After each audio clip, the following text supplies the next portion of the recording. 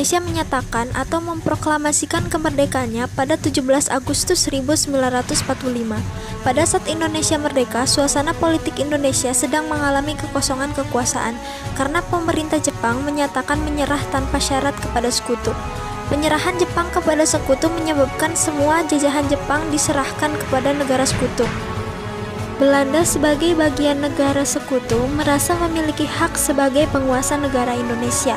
Namun Indonesia menolak perjanjian antara Jepang dan sekutu dikarenakan Indonesia adalah sebuah negara merdeka. Hal ini menyebabkan bentrok antara Indonesia dengan Belanda sebagai bagian dari negara sekutu. Indonesia melakukan perjuangan untuk mempertahankan kemerdekaannya melalui dua cara, yaitu strategi dalam bentuk bersenjata dan diplomasi. 1. Strategi dalam bentuk bersenjata. Indonesia membentuk sebuah badan militer untuk menjaga kedamaian dan ketentraman di Indonesia. Badan militer tersebut dinamakan Tentara Keamanan Rakyat. Warga negara Indonesia menolak perintah menyerah tanpa syarat atau ultimatum yang dikeluarkan oleh negara sekutu, yaitu Inggris dan Belanda. Penolakan ini menyebabkan bentrokan antara warga negara Indonesia dengan pasukan bersenjata sekutu. Peristiwa ini dinamakan Pertempuran Surabaya. Tentara Keamanan Rakyat melakukan perlawanan dengan pasukan sekutu. Hal ini dikarenakan pasukan sekutu memberikan senjata kepada tawanan yang mereka bebaskan. Peristiwa ini dinamakan Pertempuran Ambarawa. Warga negara Indonesia beserta dengan Tentara Keamanan Rakyat membakar kota sebelum dikuasai seutuhnya oleh pasukan sekutu. Peristiwa ini dikenal dengan nama Bandung Lautan Api. Perpindahan ibu kota dari Jakarta ke Yogyakarta. Hal ini dilakukan pemerintah Indonesia karena Belanda dan sekutu telah berhasil menguasai Jakarta.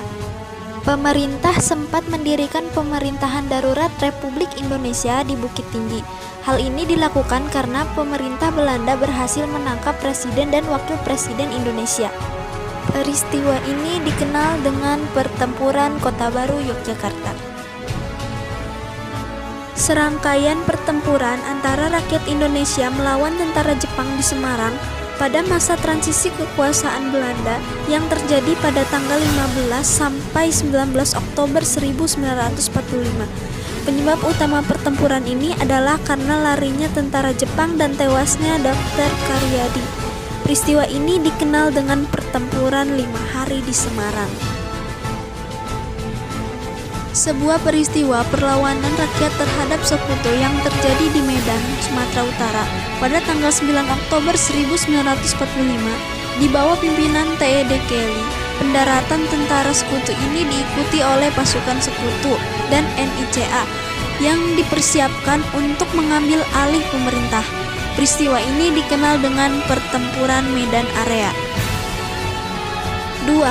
Strategi dalam bentuk diplomasi.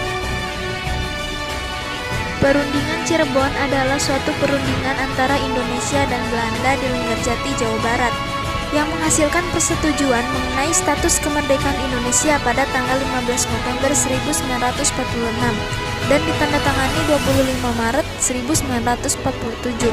Peristiwa ini dikenal dengan Perundingan Linggarjati. Perjanjian antara Indonesia dengan Belanda yang terjadi pada tanggal 8 Desember 1947 sampai 17 Januari 1948 di atas geladak kapal perang Amerika Serikat sebagai tempat netral USS Renville yang berlabuh di Jakarta. Peristiwa ini dikenal dengan Perjanjian Renville. Bagi Belanda, tujuan Perjanjian Renville adalah untuk menunjukkan kepada dunia internasional bahwa Republik Indonesia hanyalah sebuah negara kecil yang berada di wilayah Indonesia dan hendak mendirikan persemakmuran Indonesia di bawah kepemimpinan Ratu Belanda. Sebuah pertemuan yang dilaksanakan di Den Haag, Belanda dari tanggal 23 Agustus sampai 2 November 1949 antara perwakilan Republik Indonesia, Belanda, dan BFO yang mewakili berbagai negara yang diciptakan Belanda di Kepulauan Indonesia. Pertemuan tersebut memutuskan antara lain sebagai imbalan penyerahan kedaulatan. Peristiwa ini dikenal dengan Perundingan Meja Bundar, sebuah perjanjian antara Indonesia dengan Belanda yang dimulai pada tanggal 14 April 1949 dan akhirnya ditandatangani pada tanggal 7 Mei 1949 di Hotel Des Indes, Jakarta. Namanya diambil dari kedua pemimpin delegan, Muhammad Rom dan Hermawan van Rooyen.